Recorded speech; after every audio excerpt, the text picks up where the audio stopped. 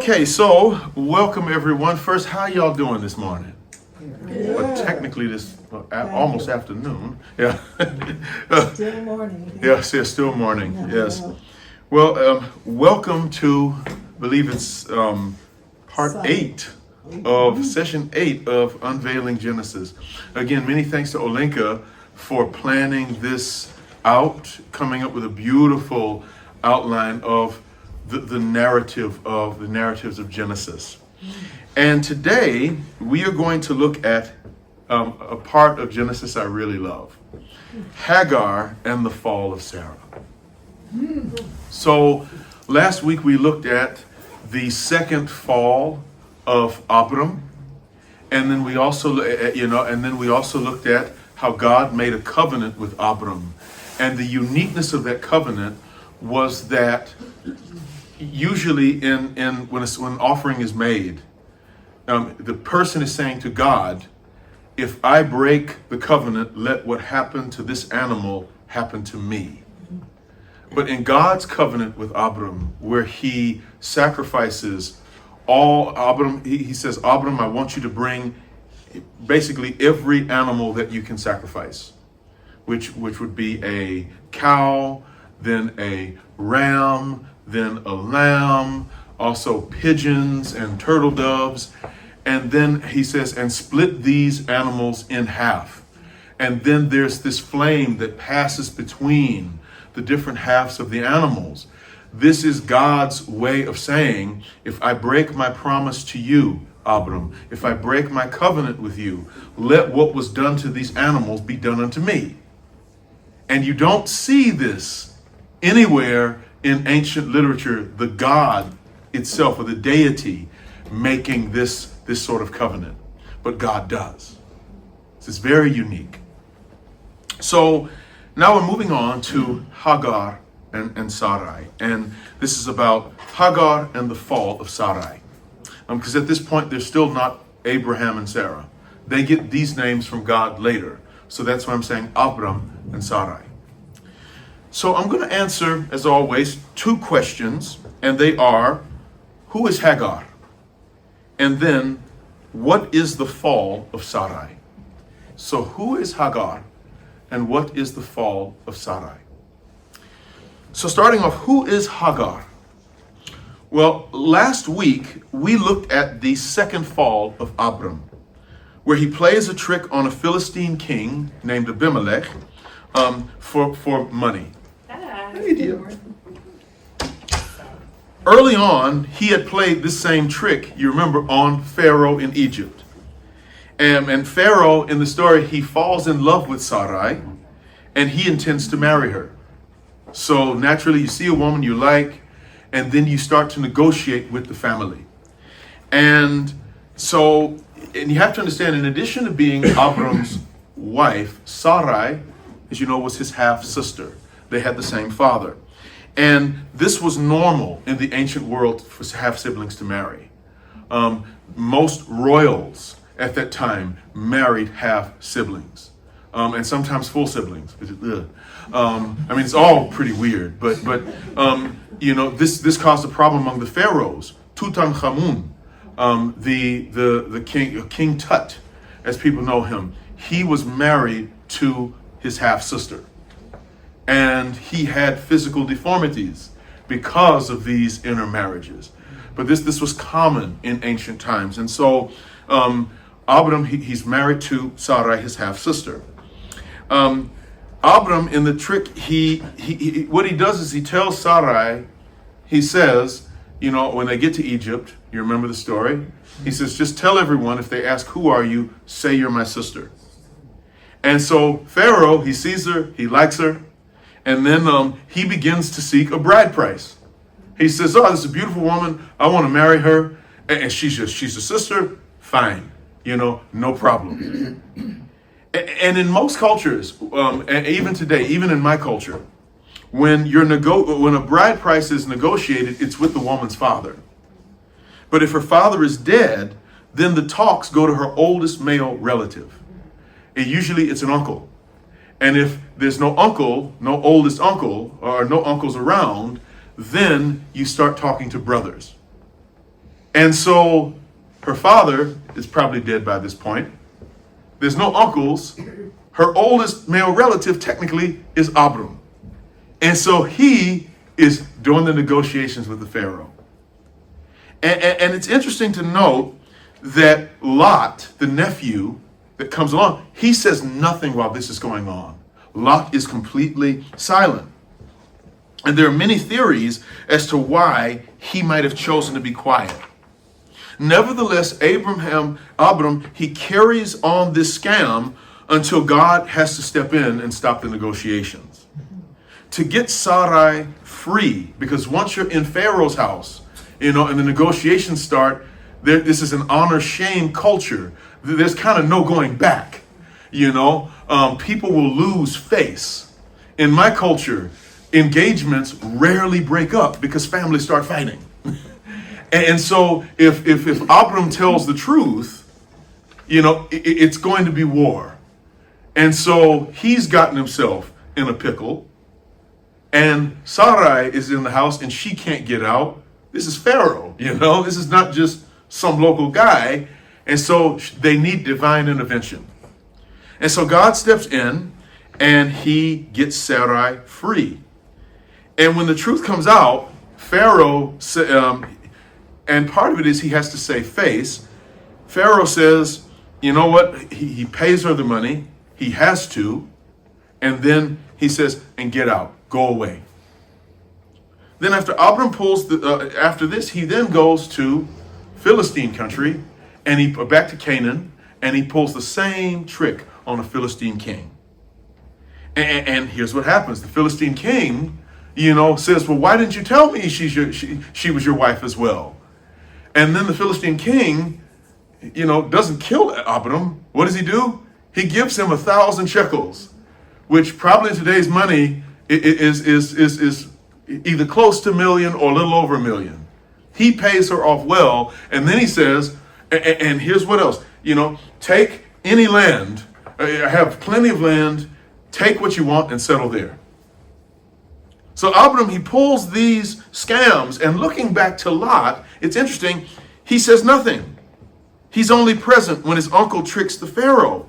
But then in chapter 13, and I didn't say this last time, Abram and Lot, they have a falling out. And they decide they should part ways. After leaving their homeland and going into the wilderness, Lot, you remember, Lot was Abram's heir. He was supposed to inherit stuff. And then God comes in and messes that up and says, Abram, you will have a son and you'll have many descendants. And so now there's this unknown heir, which means Lot will not inherit anything. And so Lot, from when they leave through Egypt, on, Lot has to build his own fortune, or Abram is helping him. Either way, we see that he has servants and animals of his own by chapter 13, and he builds his own fortune. And pretty soon, this creates tension with the fortunes of his uncle. One day, the camp gets overcrowded, and the servants of Lot and Abram begin to fight over grazing ground and water. They began to fight. So to keep the peace, they decide to form 2 separate camps and to settle in 2 different lands where everyone will have enough. Lot chooses the fertile lands close to the cities of Sodom and Gomorrah. And it says, and remember this, he says, I picked this because it's as fertile as the land of Egypt. It mentions Egypt. When Egypt is mentioned, it's not just something random. It's not a random fact. There's a point to this. So Lot picks land near Sodom and Gomorrah because it's like Egypt. So Egypt made a huge impression on him. So he wants to live in something like it. And then Abram, what does he do? He chooses to stay in Canaan. He chooses this wilderness, the land that God has promised him, full of Canaanites. And then, right after the falling out, Lot goes his way. This is when Abram plays the scam a second time with the Philistine king.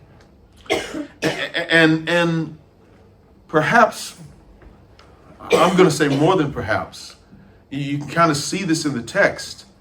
Her being exploited by her husband twice, 2 different countries, 2 different kings. God has to rescue her both times. Her being exploited by her husband, it leaves Sarai traumatized and broken. And at first, you got to think about this.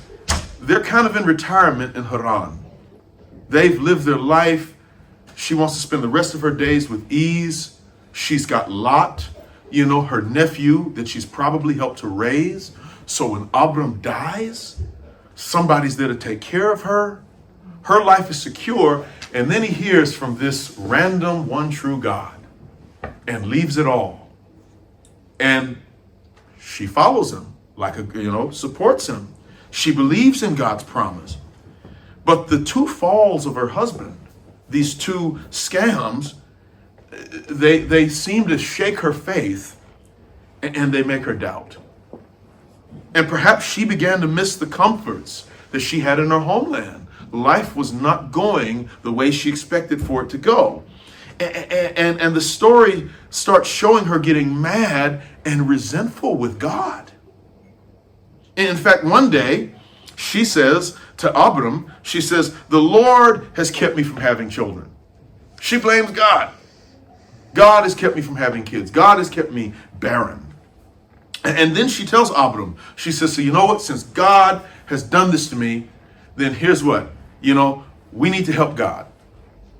She says, so if you want an heir, it's not going to happen with me because God has done this to me. She says, so you go to my servant, take my servant Hagar, who she probably picked up in Egypt because Hagar is an Egyptian. She says, go and have a son with her, have an heir with her.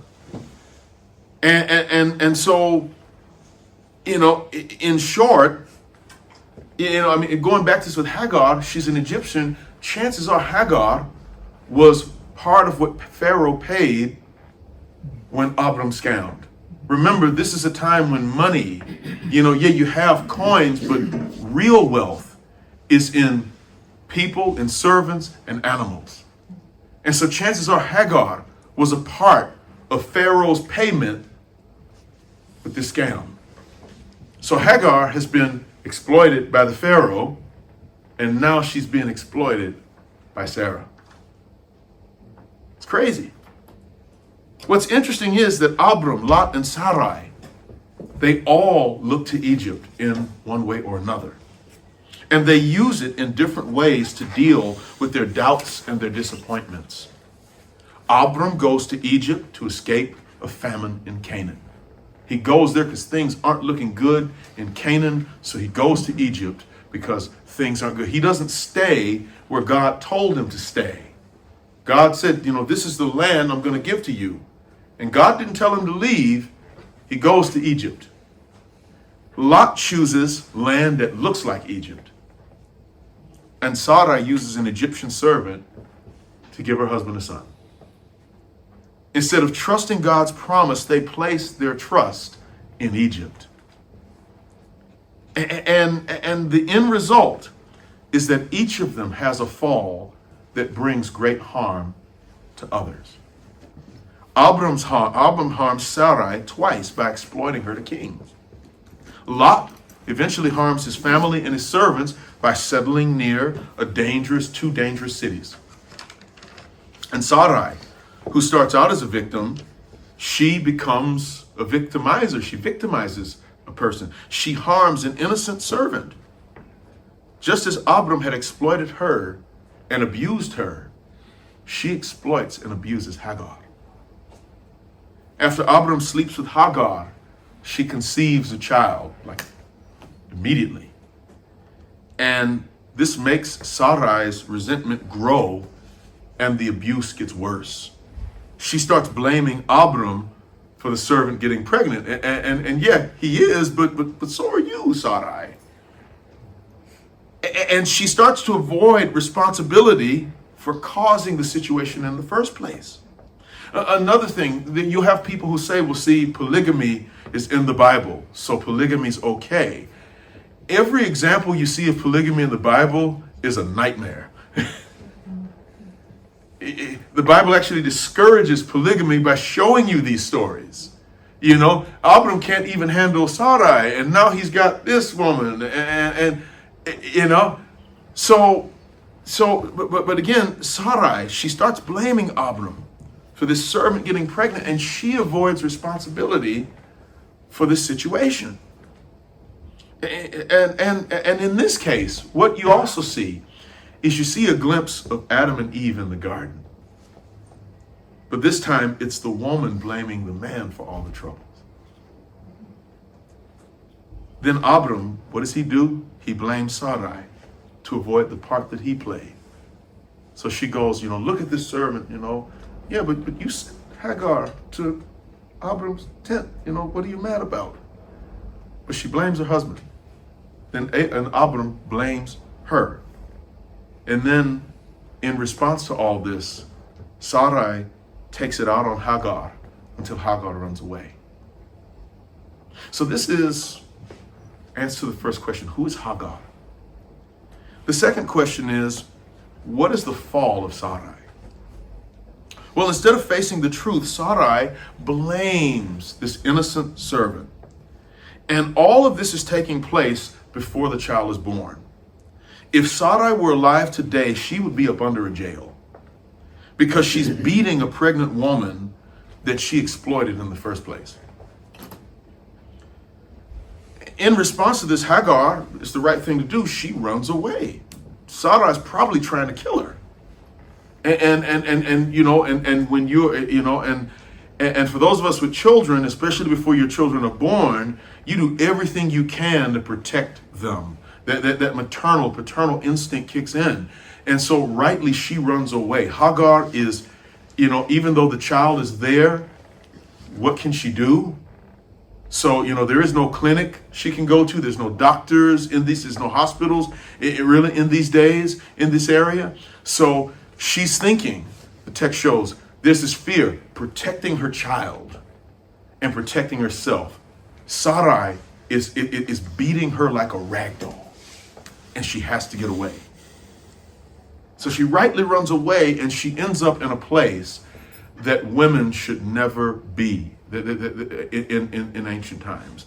She ends up in the wilderness, alone and facing danger. At this point, God sends an angel to comfort her with a promise.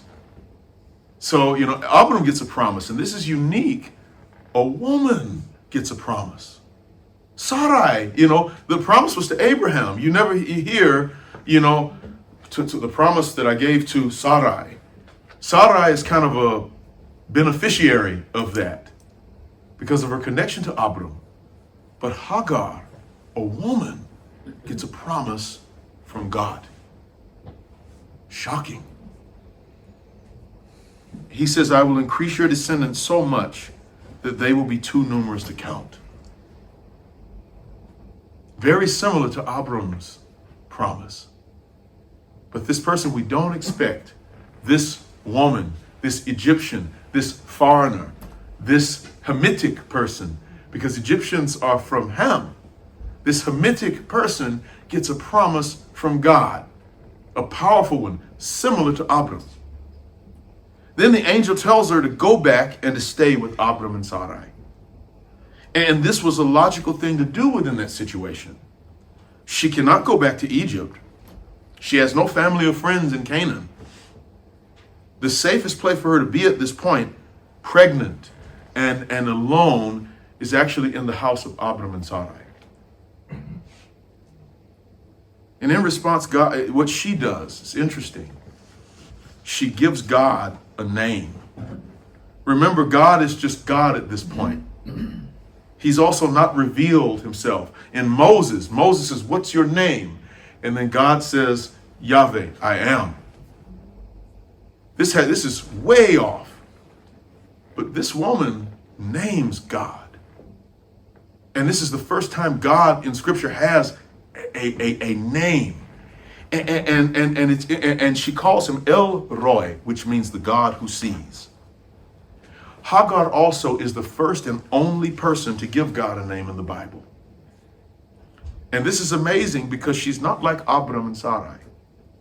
Of course, they are wrong and cruel, but these are the friends of God. They're supposed to be God's friends, and it should have been them, not the Egyptian, that gave God a name.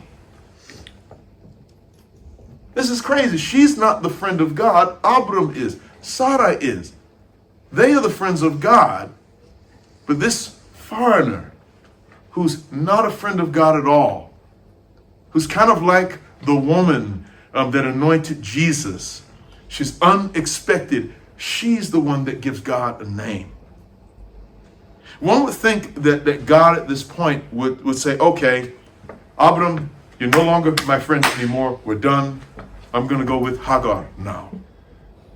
After all, she had done no wrong, and the child was from Abram. So God says, okay, you've got Abram, my promise will be fulfilled because she has a child from Abram, and so the descendants can come from him. So I'm going to start off with Hagar. God doesn't do that. It would have been justified to leave Sarai behind as well, but God sees her just as much as he sees Hagar. God sees the brokenness and the trauma from her husband. He sees the homesickness for the comforts of Ur and Haran. He sees the resentment as others get pregnant around her.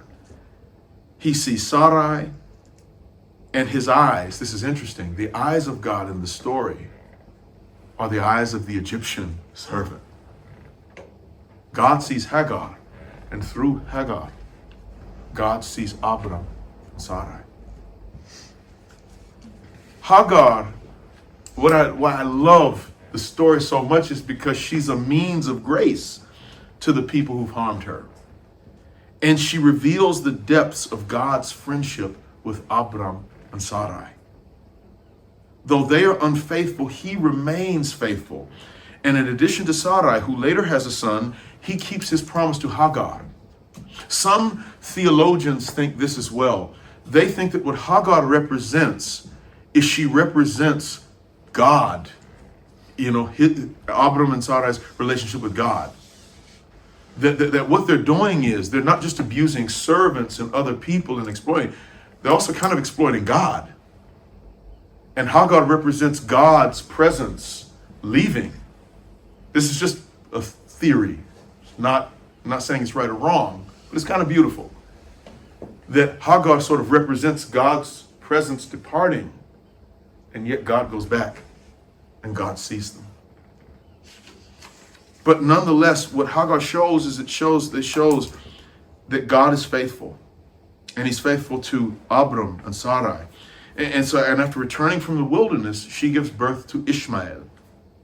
And from him come the Ishmaelites, who later become the Arabs. And in Islam, Ishmael is called a prophet.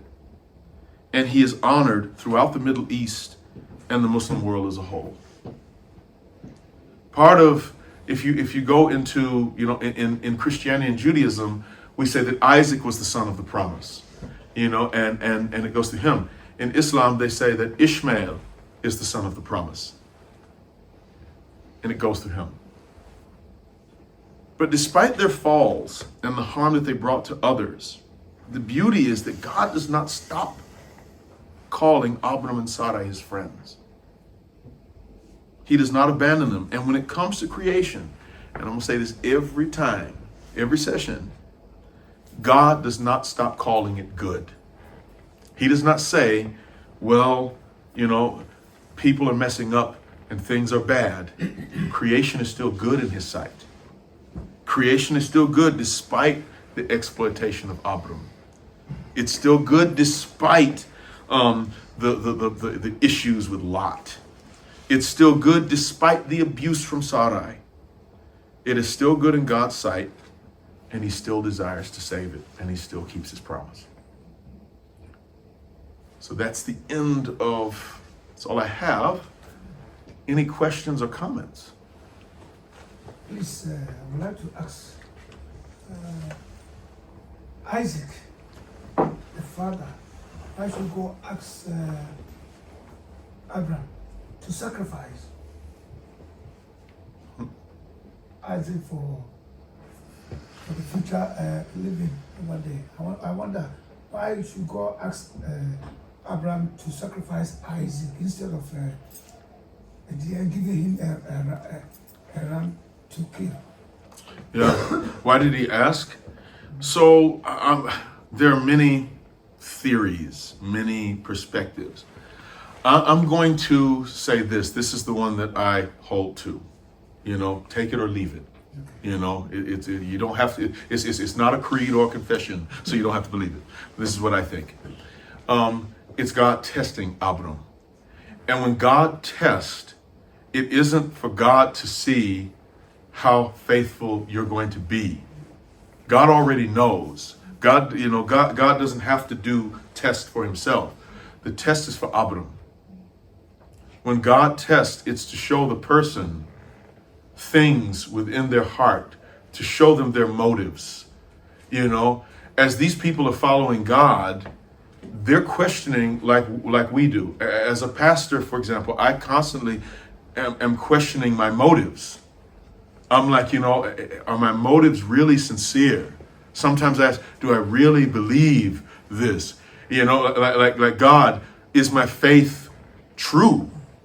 And then something comes along in my life, some experience that tests that tests me, and then I see my heart and I see my motives, and I also see the heart of God. And when Isaac is sacrificed, it's God showing Abram who he is. It's a test of Abram, not of God. Yeah. Hope it makes sense. Just to add on that, I mean, it's also prophecy about the work of Christ on the cross and his resurrection. Because then we see the 2 words of sheep that he asked Abraham about the sheep. Yeah. And then there was a ram that was provided for him to sacrifice. So the sheep, of course, points forward to the work of Christ on the cross. Yeah, so in the Old Testament, we have these moments called Christophanies. This is where you get a glimpse of Christ, or he's revealed in some way, if you follow this line of thinking. And so what they would say is when God, that the very first Christophany is the Garden of Eden, the seed of woman will crush the head of the serpent. So this is the first time Christ is pointed to.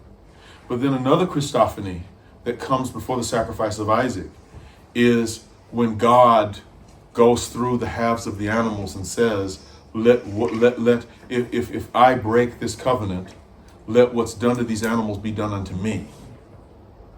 And it does happen through Jesus. God suffers and dies. And so we say that's a Christophany. And then this moment with Isaac is another Christophany. It's another moment where Christ is revealed in some way, that this son is put on the altar to be sacrificed, and then God provides and it's interesting because God gives a ram, but Isaac says, well, where is the lamb? And he says God will provide a lamb. And so if you follow the Christophany form of thinking, this is a foreshadowing of Christ, a revealing of Christ. Thank you. I have 2 questions myself. Yes. Earlier you mentioned about Abraham following the one true God. Yeah. Right? And which is, of course, we believe in. In the book of Joshua, chapter 24, we read that Abraham and his father, they worship pagans. Oh, yeah. Can we conclude that the moment when God revealed himself to Abraham, that he was already ready to believe in one true God, or by his revelation, he turned from worshiping idols to one true God? I think it's in that revelation, in that moment. That he would... Yeah, because you have to see, unlike today where we put our gods in their houses and our religion is in private, this is a culture where religion is very public and the gods are very real. Their statues are there. Their shrines are there. Every profession is connected with a god. They're also, deifying kings even in Ur. They would worship kings and heroes. So you could make gods, out of people. And so, the reality of the divine is very strong there. And so it takes this radical revelation to break that. You see this with, he's one of my favorite preachers, our favorite, he was a missionary / pastor, started out as an Anglican and then founded his own church in it's either, I think, Liberia, William Wade Harris. And he has, and you have a church in West Africa called the Harris Church. And it was said that when he would go to these villages where there would be these strong shrines to the old gods, the shrine would burst into flames, and then the people would believe.